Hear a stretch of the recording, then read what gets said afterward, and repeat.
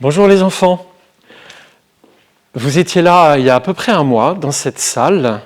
J'étais aussi devant le panneau qui est derrière moi maintenant. Vous étiez extrêmement nombreux, pratiquement une centaine devant moi. Et j'avais d'ailleurs beaucoup de joie à vous voir. J'en connaissais un bon nombre. Et puis il y avait aussi beaucoup de parents, vous vous souvenez. Et c'était la première école de la messe. Entre-temps, il y a eu le confinement. Et mes confrères et moi, les dames du catéchisme, se sont dit les enfants ne vont pas pouvoir venir à l'école de la messe pour la deuxième séance, mais le Père O'Mahony peut entrer dans leur maison d'une certaine manière en faisant cette école de la messe en vidéo. C'est ce que je vais faire aujourd'hui. Donc, nous allons vivre une séance d'école de la messe un peu particulière et je voudrais la mettre d'abord sous le signe de la prière. Pour cela, un petit geste que peut-être vous faites en famille, j'allume une bougie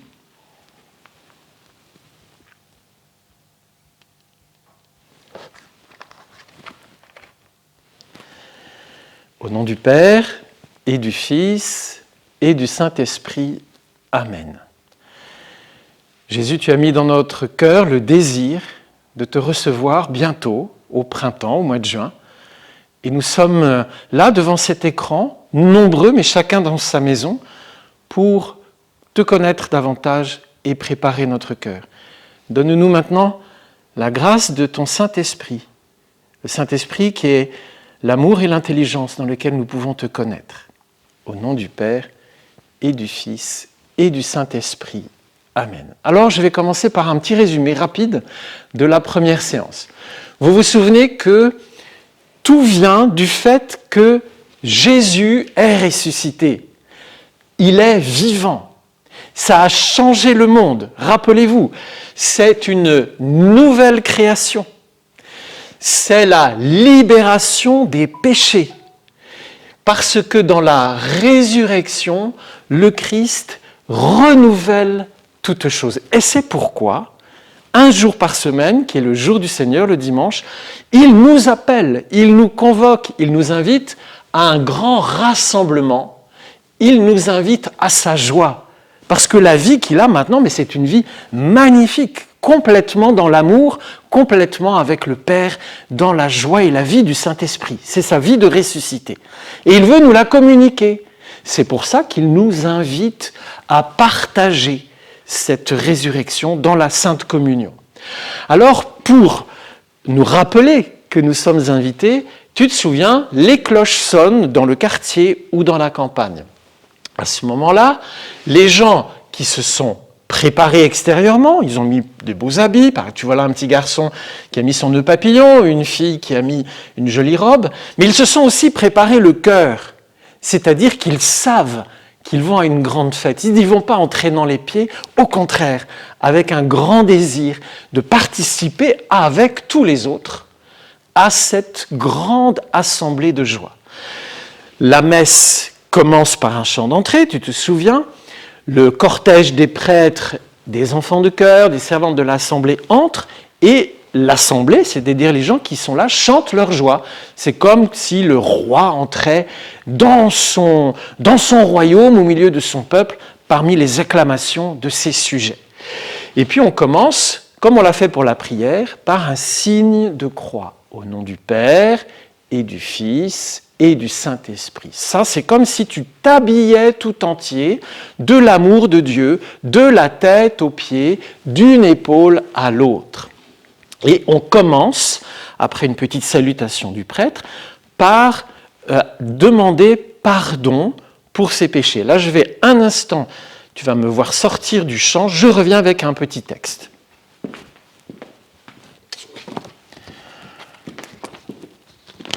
On demande pardon parce que, bien évidemment, on a conscience de ne pas avoir été absolument parfait, même depuis qu'on s'est levé le matin. Alors on demande pardon à Dieu tous ensemble pour préparer son cœur à recevoir cette joie. Et on dit ceci, je ne sais pas si tu arrives à lire, « Je confesse à Dieu Tout-Puissant, je reconnais devant mes frères que j'ai péché en pensée, en parole, par action et par omission. Oui, j'ai vraiment péché. C'est pourquoi je supplie la Vierge Marie, les anges et tous les saints Et vous aussi, mes frères, de prier pour moi, le Seigneur notre Dieu. Tu apprendras ça par cœur bientôt. Et le prêtre donne le pardon des péchés, que Dieu Tout-Puissant nous fasse miséricorde, qu'il nous pardonne nos péchés, nous conduise à la vie éternelle. Et à ce moment-là, on est tellement content d'avoir pu dire, bon voilà, c'était pas parfait, mais je demande pardon, que après une prière, on chante le Gloria. Alors pas pendant le carême, mais je te donne le déroulement normal de la messe.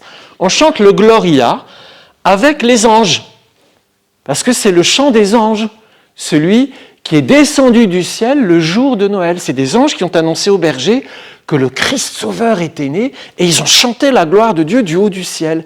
Et nous, petits enfants ou grands de la terre, nous prenons le même chant pour acclamer Dieu, gloire à Dieu au plus haut des cieux et paix sur la terre aux hommes qu'il aime. Et après une prière que le prêtre fait, on répond Amen. Tu te souviens qu'Amen, c'est pas du français, c'est pas du chinois, c'est pas du polonais, c'est de l'hébreu.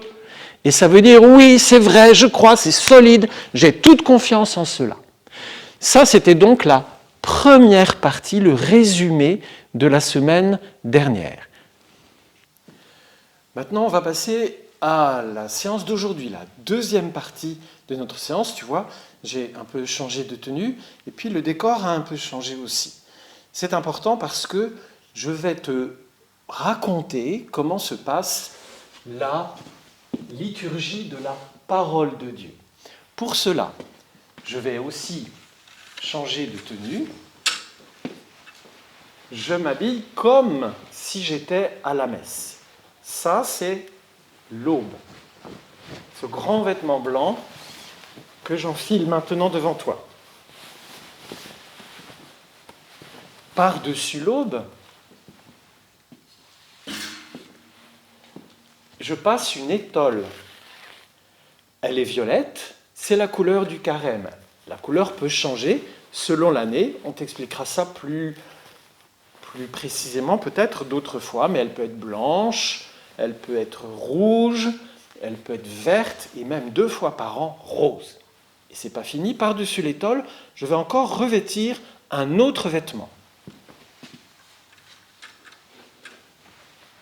Ce grand vêtement, qui va m'envelopper tout entier, s'appelle une chasuble. Tu retiens, j'ai donc enfilé devant toi 3 choses. D'abord l'aube, qui est blanche, puis l'étole, qui est comme une sorte d'écharpe, si je peux dire, qui passe autour du cou et qui tombe sur les épaules, et par terre, enfin devant, et puis maintenant la chasuble. Nous allons écouter la parole de Dieu. Et la parole de Dieu, elle est très belle, elle est lumière. Donc nous allons l'écouter encadrée par des flambeaux. Tu vois, ça ne marche pas, c'est des allumettes qui ne sont pas assez longues, mais je recommence. Voilà. Nous avons donc préparé ce qu'il faut pour la lecture de la parole de Dieu. Avant de te montrer le livre de la Bible, je voudrais t'indiquer des mots imbriqués. C'est ces mots qui sont là et qui vont nous permettre, je l'espère, de comprendre combien c'est important d'écouter la parole de Dieu. Tu vas apprendre 2 mots, peut-être tu les sais déjà, mais qui sont des mots pas très simples et pas très courants. 1, c'est monologue. 2, c'est dialogue. C'est quoi un monologue ? Un monologue, c'est quand quelqu'un parle tout seul. Là, je fais un monologue. Mais si tu me réponds, si tu me donnes de tes nouvelles, que je te pose des questions et que tu me réponds, ça devient un dialogue. Et la parole de Dieu, elle vient de Dieu vers nous pour que nous lui répondions. Il veut entrer en dialogue avec nous. Mais pour qu'il y ait un dialogue, il faut qu'il y ait quelqu'un qui écoute. Il faut une oreille ouverte. Et il faut une oreille aussi qui soit connectée à une intelligence pour comprendre ce qui est dit. Et que cette intelligence soit connectée à un cœur qui gardent la mémoire et qui agissent en fonction de la parole entendue. Pour qu'il y ait un dialogue, il faut qu'il y ait quelqu'un qui parle et en face de lui, quelqu'un qui ait une oreille, une intelligence et un cœur. Oreille, intelligence, cœur pour entrer en dialogue. J'entends, je comprends, je garde et j'agis en fonction de cette parole. Ça, c'était la première chose que je voulais te dire. Maintenant, j'ai fait des mots imbriqués pour t'expliquer un peu comment ça se passe entre Dieu qui parle et toi qui es appelé à entrer en dialogue. Regarde, la parole de Dieu, c'est lui qui, toujours le premier, parle. La parole de Dieu suppose que tu écoutes, qu'il y ait ton oreille pour écouter et recevoir cette parole.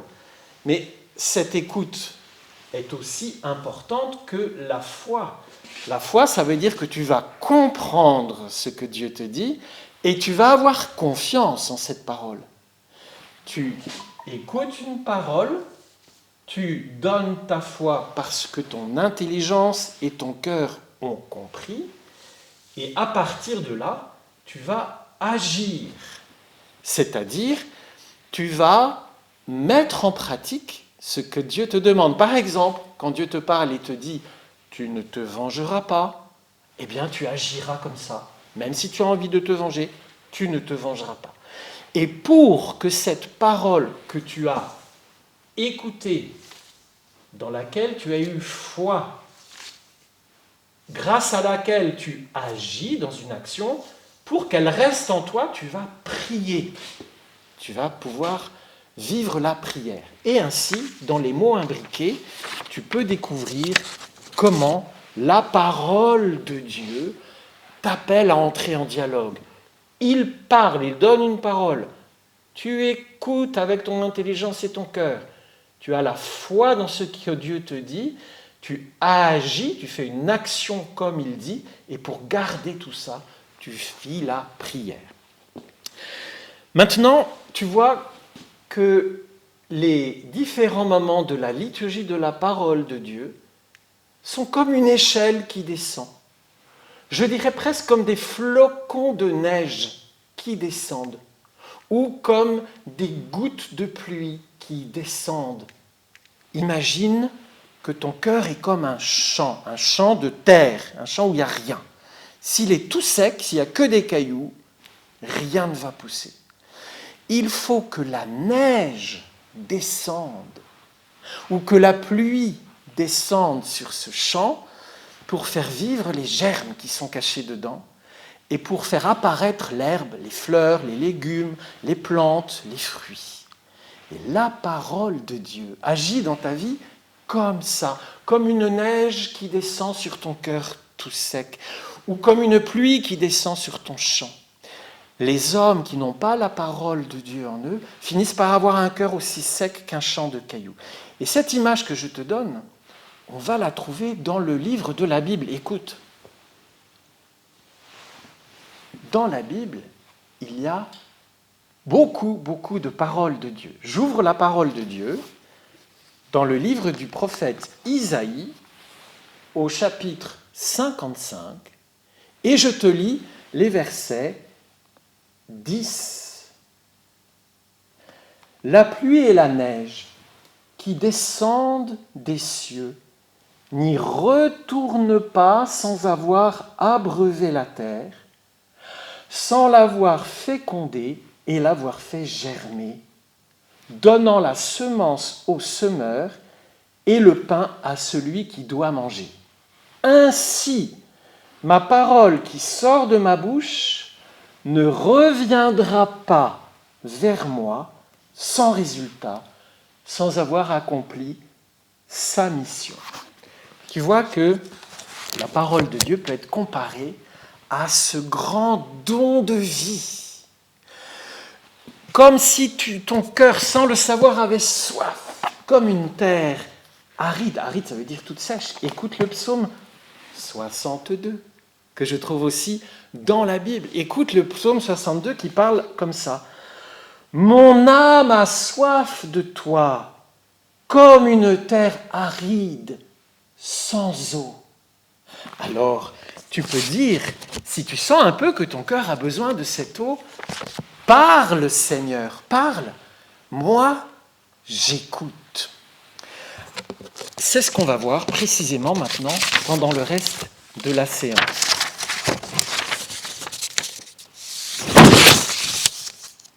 Je t'apprends une phrase de la Bible avec des gestes. L'homme ne vit pas seulement de pain, mais de toute parole qui sort de la bouche de Dieu. Je reprends, tu peux essayer de faire les gestes avec moi. L'homme ne vit pas seulement de pain, mais de toute parole qui sort de la bouche de Dieu. Une troisième fois, l'homme ne vit pas seulement de pain, mais de toute parole qui sort de la bouche de Dieu. On peut même la chanter. L'homme ne vit pas seulement de pain, mais de toute parole qui sort de la bouche de Dieu. Alors comment Dieu va te parler à la messe? D'abord, il y a une première lecture qui est tirée du Premier Testament ou d'une lettre d'un des apôtres. Après, il y a un psaume. Le psaume, je t'en ai lu un petit bout du psaume 62, « Mon âme a soif de Dieu », par exemple. Après, il y a une deuxième lecture, tirée la plupart du temps aussi d'une lettre d'un des apôtres. Après, ici, tu vois sur le panneau « Alléluia ». C'est normalement la façon d'acclamer l'évangile, mais en carême, on ne le dit pas. Mais ce n'est pas grave, à d'autres moments de l'année, tu repères qu'il y a l'Alléluia que tout le monde chante, et on lit un bout de l'évangile. La vie de Jésus, ses paroles, ses gestes, ses miracles, sa bonté pour tous, ses conseils pour vivre. Et après l'évangile, le prêtre explique un peu aux gens, on appelle ça l'homélie.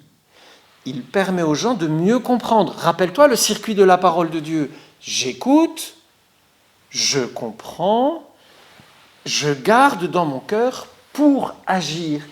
La parole entre en moi par l'écoute, elle s'imprime en moi par la foi, elle me permet des actions et je garde le tout dans la prière.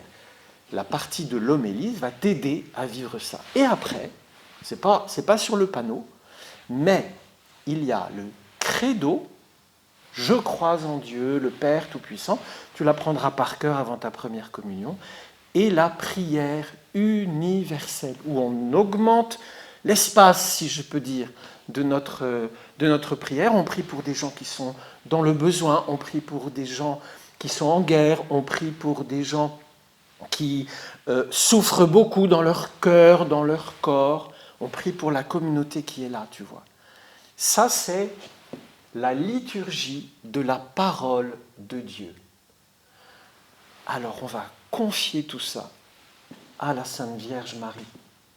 Tu vois, dans cette statue, elle a une position d'offrande. Elle te donne Jésus.